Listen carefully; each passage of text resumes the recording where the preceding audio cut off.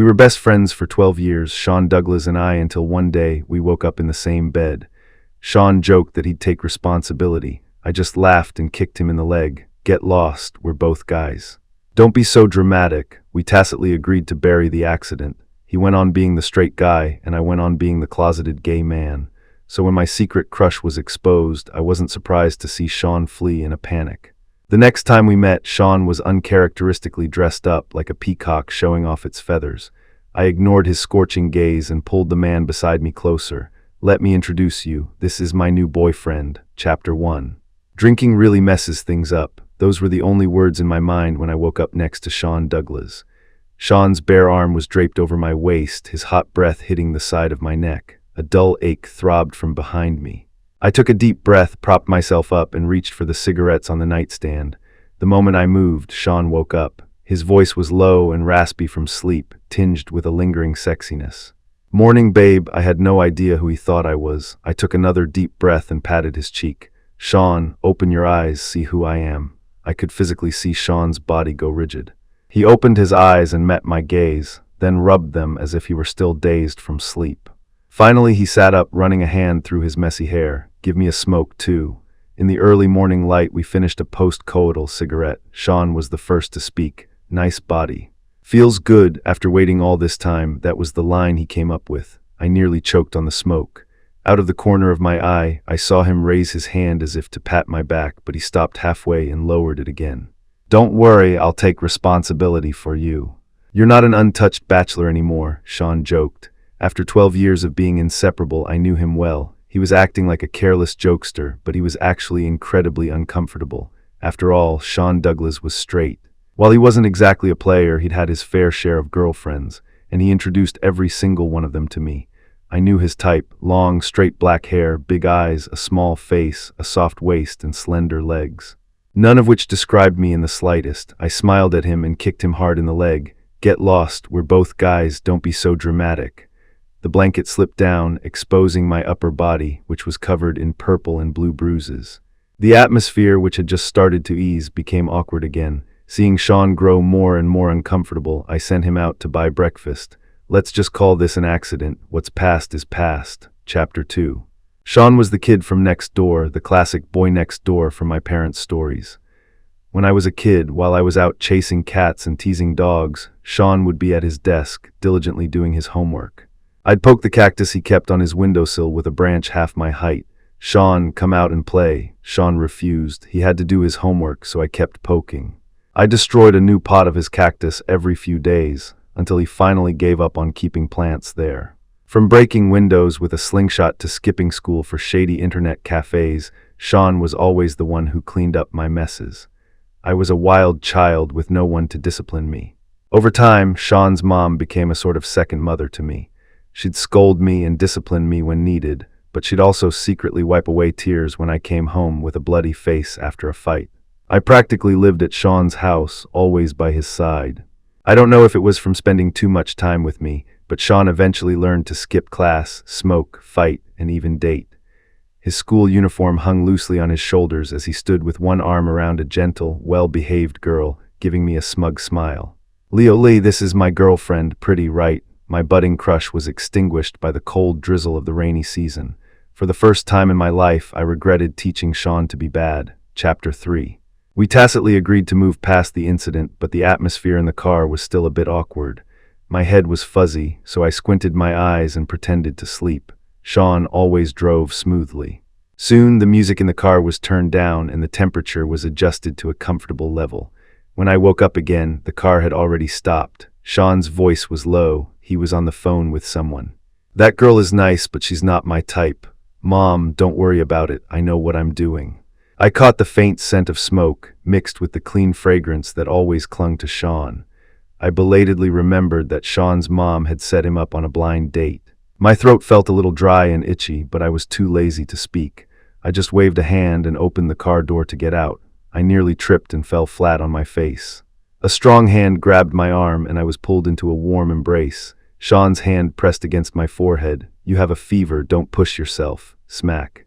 My body reacted faster than my brain. I slapped his hand away. Sean hadn't had time to extinguish the cigarette in his hand. Afraid of burning me, he instinctively crushed it into his palm. He frowned, but his reaction was minimal. I, however, felt he was in some unspoken pain. "Sorry, are you okay?" Sean didn't answer. After a moment he spoke, his voice a bit hoarse. "What happened today was my fault, but you have a fever. I have to take care of you. Once you're better, you can do whatever you want to me. I don't care." I fell silent and let him help me walk toward my apartment building. The hallway was dark, with motion-activated lights that only turned on when you reached the right floor. Because of this, I didn't immediately see the person crouched by my door. The moment I stepped out of the elevator, the dark figure lunged at me, about to grab my hand. I felt a sharp pain in my waist as Sean pulled me back, followed by the sound of a heavy thud. The hallway light flickered on. I saw the face, contorted in pain. It was my own father. Chapter 4. Rick Lay only ever came looking for me for one reason: money. Before he could even speak, I cut him off. "I don't have any." It took Rick a moment to find his voice. "Bullshit. You've moved into a nice apartment complex like this. How could you not have a dime?" Then, as if he'd thought of something, he gave a lewd smile. "Sean, aren't you afraid I'll tell everyone about your filthy little secret?" Rick Lee knew something. He knew I was in love with Sean. Because of this, he held my life in his hands. For years, I had given in to nearly all his demands. It was a pathetic way to live, but I had so few things in my life. Sean was the most important of them all. I couldn't bear the cost of losing him, but today I suddenly felt tired. Sean was already unlocking the door with his key. Seeing my inaction, he grew anxious. "Sean, you think I'm a disgusting homosexual, but do you think my son isn't?" Sean glanced back at him, his eyes colder than I had ever seen them. Just before the door closed completely, Rick shouted one last thing. "I had a thing for your dad, and he has a thing for you. You're truly my son." As I stepped into the entryway, my face went pale. I violently pushed Sean away and rushed to the bathroom. I dry-heaved for a long time, but nothing came up. Bad genes really might be hereditary. Rick Lee's blood flowed through my veins, impossible to carve out. Sean leaned against the bathroom doorway, his expression calm as he looked at me, a pathetic mess on the floor. His hand, hanging by his side, twitched, but ultimately remained still. "Am I disgusting?" I asked him. "He's disgusting," Sean answered decisively, but said nothing about me. I looked at his slightly trembling hand and almost thought he was about to figure it out. I remembered a few weeks ago when Sean's mom had handed me a stack of photos of women, smiling as she said I was his best friend and would surely know his type. I had carefully picked one out, a sophisticated woman with big, wavy hair, chosen out of my own selfish desires. Sean didn't like that type. I knew what type he liked. No matter what, it would never be me. I was prepared to crash and burn, to give myself one last, desperate chance. But when the moment came, I chickened out. I met Sean's eyes and said calmly, "I'm pretty disgusting too. The thought of sleeping with my best friend makes me sick. Sean, let's not see each other as much anymore." Chapter 5. I heard from a friend that Sean hadn't been doing well lately. "You have no idea, he's like a lost soul." "His wife probably left him," Charlie Shaw said, gloating. I laughed along with him. It wasn't a wife who left, but a brother. I'd said we should see each other less, but we both knew what that meant. Our relationship was now reduced to that of casual friends who might exchange greetings on holidays. My friendship with Sean had lasted 12 years. For it to be severed overnight was probably as painful for him as a breakup. But if I didn't do this, I was afraid the situation would only become more unbearable in the end. Sean's current girlfriend must be something special. I've never seen him like this after a breakup before. I took a sip of my drink and tried to remember what Sean was like when he was dating. He'd take his girlfriends out for meals, shopping, and movies. He never missed a holiday gift. He seemed to be the model boyfriend. Once, because he was busy with his startup, I even delivered roses for him. His girlfriend looked so happy when she received them. The smile on her face made me a little envious and a little jealous. But soon the expression on her face faded. "You're his best friend. Was Sean always like this before?" I frowned, confused. She thought for a moment more. "He's so gentle to everyone else, but I always feel like he's so far away from me." I didn't know why she was asking. With me, Sean was always that same infuriating guy, which created a sense of disconnect. Not long after, the two of them broke up. Sean crashed at my place and got completely drunk. He was sad, but mostly just confused. "Am I just not cut out for dating?" he asked out of the blue, staring at the movie playing on the TV. I'm already trying so hard to learn how to be a good boyfriend. I didn't know how to answer him. To reassure him would be a lie. To not reassure him would be too cold. I ultimately chose silence. He probably wasn't expecting an answer anyway. Sean quickly fell asleep. I turned off the TV, went to my room, and got a blanket to cover him. After smoking a cigarette on the balcony, I opened my calendar and counted the days. There were 56 days until my 27th birthday. I decided that before then, I would finally get some closure for my 10-year secret crush. Chapter 6. I saw Sean again at a dinner party hosted by Charlie. Sean and I had a ton of mutual friends. Everyone in his circle knew me, and everyone in my circle knew him, but no one knew that we had broken up.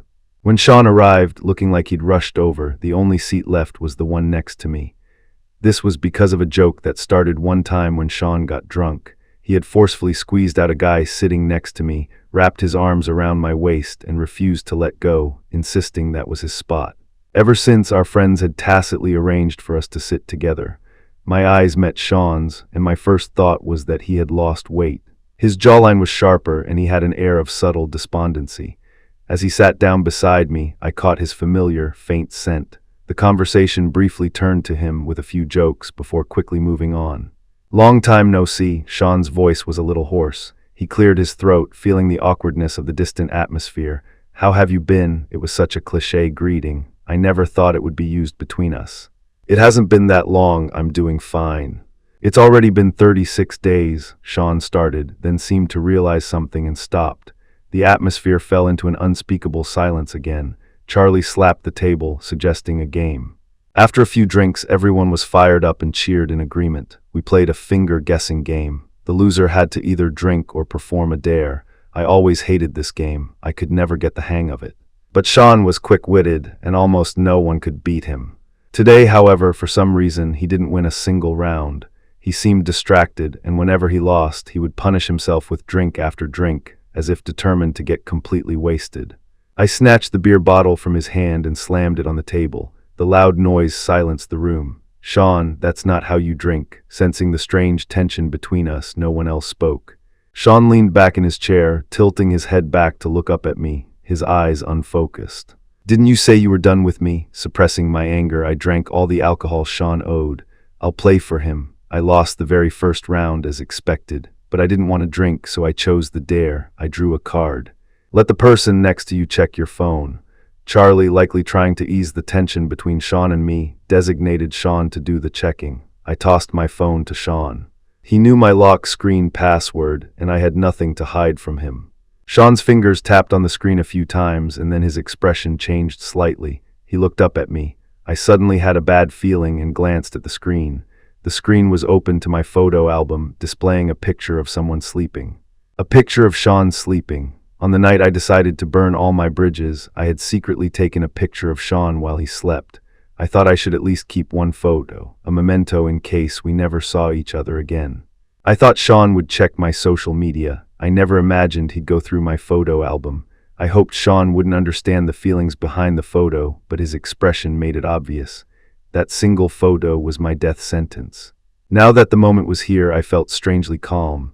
I took the phone back. When my fingers brushed against Sean's, they were frighteningly cold. I couldn't tell if it was his hand or mine. Seeing our strange expressions, someone tried to lighten the mood with a joke. "What's wrong? You didn't actually find something you weren't supposed to see, did you?" No, Sean's voice was a little too loud, losing its usual calm. His reaction was obviously out of character. Charlie seemed to sense something and laughed it off, getting everyone back to the party. The lively atmosphere returned, but the corner where Sean and I sat was trapped in a stark silence. Since our reunion, he had always been the one to initiate conversation. Now that the last veil had been torn away, I understood why he no longer wanted to reminisce. In truth, all the signs were there. My crush wasn't very subtle. It was a miracle it had remained hidden for so long. Fortunately, we probably wouldn't see each other again. I ignored the twisting pain in my chest and was about to speak, to give this final meeting a dignified end, but Sean spoke first. "Sorry, I didn't mean anything by it. I was just a little surprised." His expression was one I'd rarely seen, bewildered, like a newborn lamb, helpless against an unfamiliar shock. Although I was 2 months older than Sean, in our relationship, he had always been the one to take care of me. Perhaps it was because I was naturally reckless and had little to lose, so I always found new ways to get into trouble. And Sean would usually just quietly clean up my messes. Until one time I landed myself in the hospital. As I was hobbling out of the hospital with my leg in a cast, trying to sneak away, I ran right into Sean being brought in. There was still blood on his forehead, and the gauze in the nurse's hand was terrifyingly red. In that instant, my world spun and my body began to tremble. My lifelong hemophobia, which had never surfaced in all these years, erupted at the sight of Sean. Sean didn't stop me.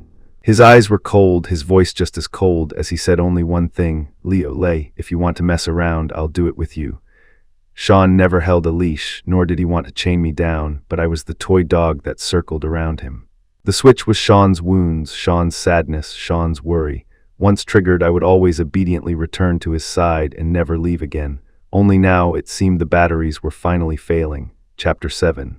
When I got home, I took a few rare days off from work. My colleagues joked that the workaholic finally knew how to rest. What a rare sight. The truth was, I never used to rest simply because my life was monotonous and there was no need for it. From the wild child chasing cats and dogs to my current, regimented, almost retired lifestyle, it was hard to say whether it was because my reckless youth was over or because Sean's influence was just that profound. During this time, Charlie came to visit once. After so many years of friendship, there was no need to hide things. He could see that the atmosphere between Sean and me was off. What's going on? "You're grown men, why are you acting like kids giving each other the silent treatment?"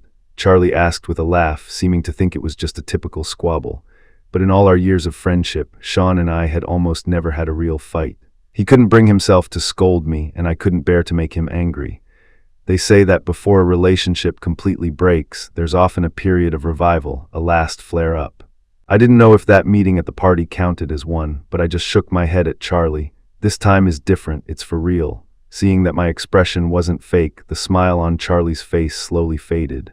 "You two have known each other for how many years? How can you just cut ties like that? Can you bear to?" After being so emotionally exhausted for so long, I couldn't be bothered to hide it anymore. I laid it all out. I don't want to be his friend, I want to be his boyfriend. "Is that a good enough reason to cut ties?" Charlie's expression froze for a moment, but he recovered quickly, as if he had expected it all along. "I should have known. The way you look at Sean when you're together, it would be weird if there wasn't something going on." I kicked him. "Watch your mouth." As Charlie was leaving, he said one last thing, as if he'd been mulling it over for a long time. "I don't think you're completely without a chance. Are you sure you won't even try?" I thought about it. Bet or not. Chapter 8. I quickly readjusted and threw myself completely into my work. I volunteered for a week-long business trip, keeping myself busy and fulfilled. The truth is, no one is indispensable to anyone else. I thought I could live just fine without Sean.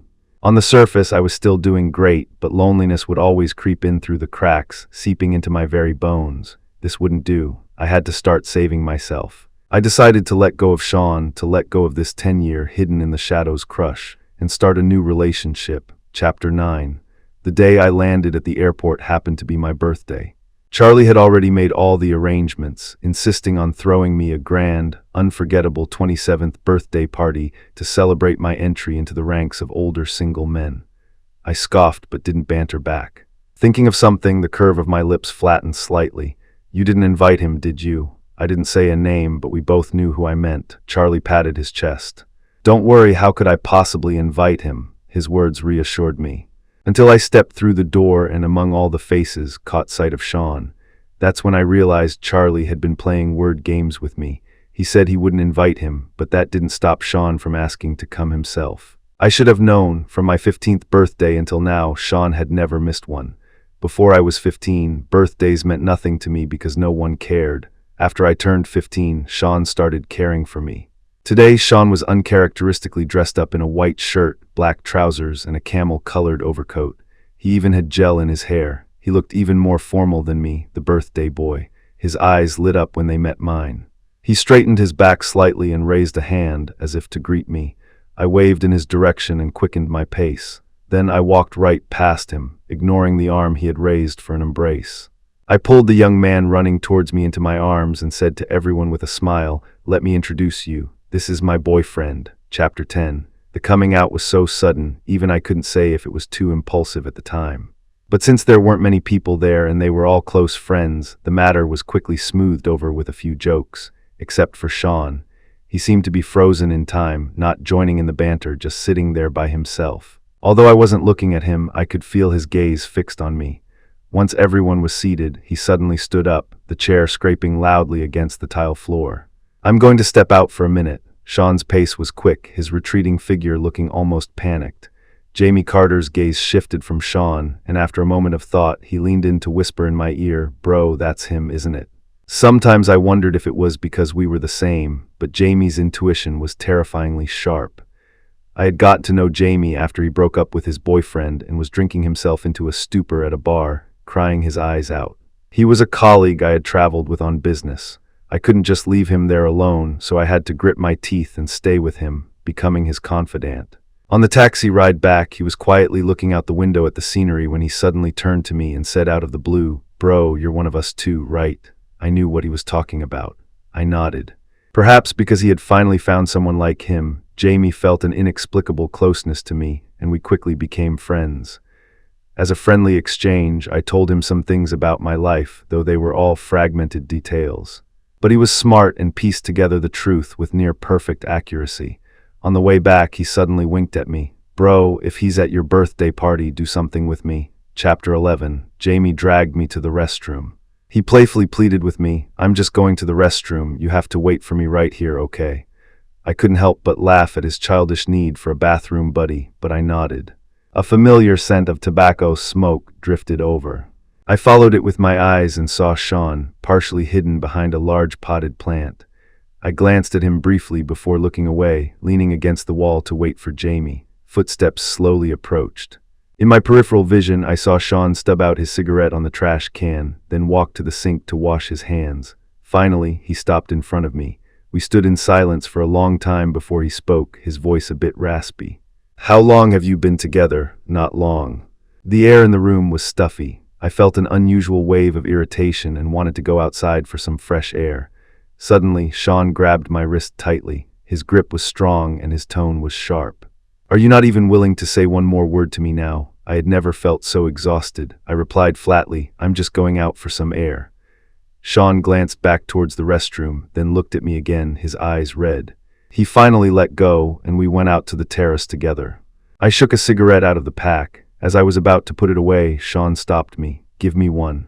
Sean held the unlit cigarette between his lips. I instinctively reached for my lighter to light it for him, but he just tilted his head, touching his cigarette to the one in my mouth like a kiss. I frowned, quickly pulling back the moment his cigarette was lit, re-establishing a proper distance. We stood in silence, just smoking. I saw Sean open his mouth to speak several times, but he always fell silent again. As the cigarette burned down to its end, he finally spoke. Is he really great? I wasn't sure who he was, but the moment I met his eyes, I knew. This should have been the outcome Sean wanted. I had a boyfriend, I had let go of my obsession with him, and we were back to being just regular friends. But in his eyes, I saw a bright, undeniable sadness. He's great.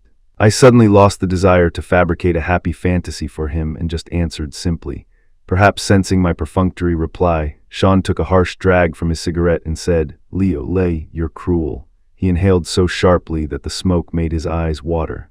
The sound of a door opening came from behind us. I turned to see Jamie peeking out from behind the terrace door. He waved when he saw me looking. "Bro, am I interrupting?" I glanced at Sean, who seemed to have nothing more to say. I shook my head at Jamie. "No, let's go." We had only taken a few steps when Sean's voice came from behind, calling my name, "Leo." I stopped and turned back to look at him. "Are we still friends?" I nodded. "Of course," Sean said, "but I don't want to be your friend anymore." Chapter 12. It turned out that our last meeting really was the final flare-up. I had imagined many ways our relationship could end awkwardly, or with me being the one to walk away. I never expected Sean to be the one to end it. Jamie looked apologetic. "Sorry, bro, did I mess things up?" I shook my head. "It has nothing to do with you."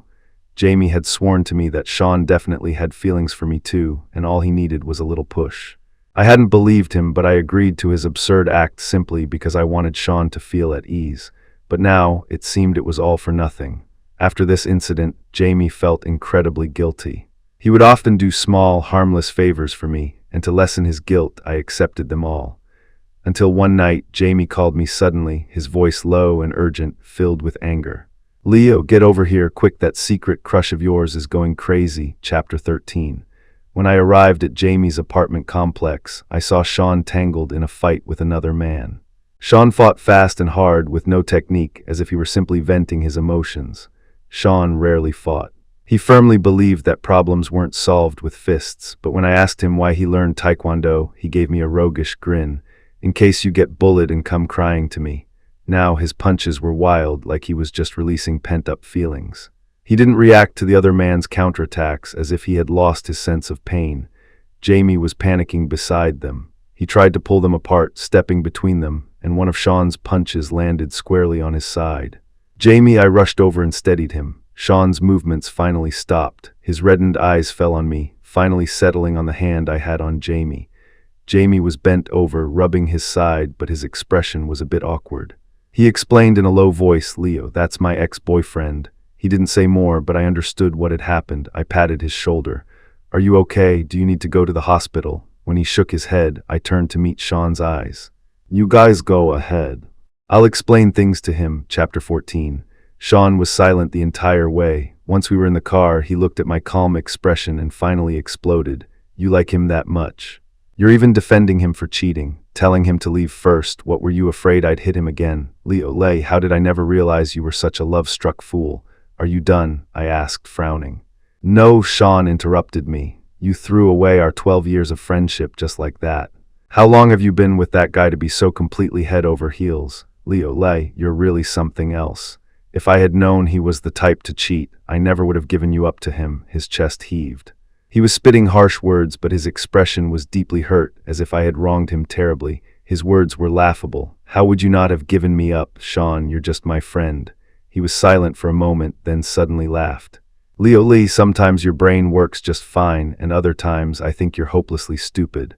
I told you I don't want to be your friend." I met his gaze, and a strong, inexplicable premonition washed over me. His next words confirmed it. "It's because I want to be your lover." Chapter 15. It was like a traveler trekking through the desert for too long, finally seeing an oasis just within reach. Now that it was here, I suspected it was just a mirage. I suddenly remembered that morning I woke up beside him, how he had held my waist and whispered "babe" in a tender voice. What were the chances of a straight guy of over 20 years suddenly turning gay after one night? He froze for a moment, then his face turned red. "I've never slept with anyone else. I thought you were Puff." Puff was the dog Sean had raised since he was a kid. The misunderstanding was so ridiculous it was almost funny. Sean's expression turned cold again. "What about you and Jamie Carter? I'm not planning on breaking up with him." My words nearly made Sean explode, but my next sentence stopped him cold, because he and I were never together in the first place. At this point, I decided to lay everything bare. "The photo you saw was real. Your guess was also real." "But Sean," I said, meeting his eyes, which couldn't hide their relief and joy, "a straight guy for over 20 years suddenly turns gay. How am I supposed to believe you?" Chapter 16. Lately, Sean had started appearing by my side frequently. Jamie sidled up to me. "Bro, is he pursuing you?" I hesitated for a moment, then shook my head, then nodded. I didn't know how to define my relationship with Sean now. We seemed to have returned to our old ways, but Sean would often focus on small details, making me feel something different. The combo meal for two we used to get at the movies was now a couple's combo, with only one Coke but two colorful, frilly straws. No matter how busy I was, I would always see Sean's car at the company entrance when I got off work. He'd be leaning against it, trying to strike a cool pose in the cold, not even worried about catching a chill. On the way home one day, I found a tiny kitten meowing in the bushes. I tucked it into my pocket and took it with me. Just as I was about to get out of the car, Sean stopped me. He said he had more experience with pets and would take care of it first, returning it to me once I had all the pet supplies ready. A few days later, he went back on his word. Sean smiled at me shamelessly. "They say a child is a good way to keep the mother around. If you miss him, you can just come to my place." I kicked him. He didn't dodge, his gaze softening as he looked at me and said again, his voice low, "If you miss me, just come find me, okay?" I mumbled a non-committal reply. After that, I had to go to Sean's house every week to see the cat. If I was busy or just didn't want to see his face and missed a week, Sean would show up at my door with the kitten, shamelessly squeezing his way inside, claiming the kitten missed me. Sean and the kitten didn't get along very well, and he got along even worse with Jamie. When I asked him why, he would clam up. Until one day, when we were at the mall, he suddenly stopped and stared in one direction. I followed his gaze and saw a claw machine. It looked pink and cute, not something Sean would typically like, but he was rooted to the spot, even trying to drag me over to win one for him. I laughed at him. Since when are you so childish? If you want one, win it yourself. Sean lowered his head and didn't speak. After a long moment, he said, You won one for Jamie, but you won't win one for me. I froze, taking a moment to realize what he was talking about. During the time Sean and I had completely cut ties, Jamie often dragged me out. He said I shouldn't coop myself up alone or I'd get sick. It must have been during one of those outings that I casually won a doll for him. I tilted Sean's chin up with my fingers. Seeing he wasn't crying, I relaxed. Were you following me? Sean was silent for another long moment. I just wanted to be closer to you, to see you more. During that time, Jamie, out of guilt and a sense of friendly duty, had been especially attentive to me, almost inseparable. His eager kindness and concern must have looked like something else entirely in Sean's eyes. I turned my gaze away. What do you want? I'll win it for you. Sean's finger tapped on the glass. That one, the toy he was pointing at, was a light yellow pear. Lei, I want that one, Sean emphasized again, because the word for pear, Lai, sounds the same as Leo's surname. When the pear dropped into the prize slot, Sean bent down to get it, but I beat him to it. Sean, friendship can last forever, but love can end. Once you take this step, there's no going back. Have you thought this through? Sean smiled. If the price of that stability is watching you be with someone else, I'd rather take the risk. I tossed the pear toy to him. Then hold on to it. That's the only one. There are no more. I had only taken a few steps when I heard hurried footsteps behind me. Sean ran to my side and took my hand. I think the kitten really misses you. Why don't we head back now? Sean, you're not even pretending anymore. Also, your place is a bit small. It won't fit both of us. You can move into my house. Who said anything about moving in with you? Have you no shame?